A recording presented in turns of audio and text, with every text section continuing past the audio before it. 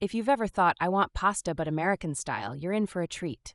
American pasta isn't about subtlety, it's about bold flavors, creamy sauces, and comfort in every bite. Let's dive into a recipe you'll crave. First, start with the star of the show, pasta. Go for penne, fettuccine, or good old spaghetti.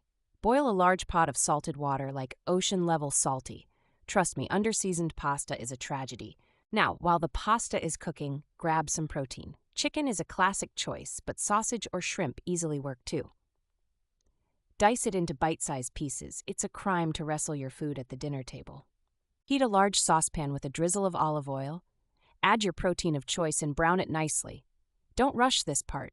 Browning equals flavor, and flavor is the currency of great cooking. Once browned, remove the protein and set it aside. In the same pan, sauté some minced garlic and onions. If your kitchen doesn't start to smell amazing at this point, you might have skipped something.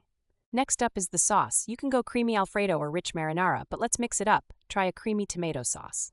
Add heavy cream and canned crushed tomatoes to the pan. Balance is key here. Here's the game changer. Season generously. A pinch of red pepper flakes, a sprinkle of Italian herbs, and salt and pepper bring the sauce to life. Taste test. The people at the table will thank you. Reintroduce your browned protein into the sauce and let it simmer together. This is where the magic happens. The sauce hugs every piece of chicken or shrimp or sausage, creating harmony. Once the pasta is done, al dente please, no mush, toss it directly into the sauce.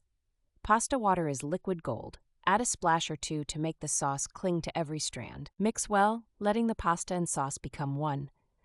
Add freshly grated Parmesan cheese.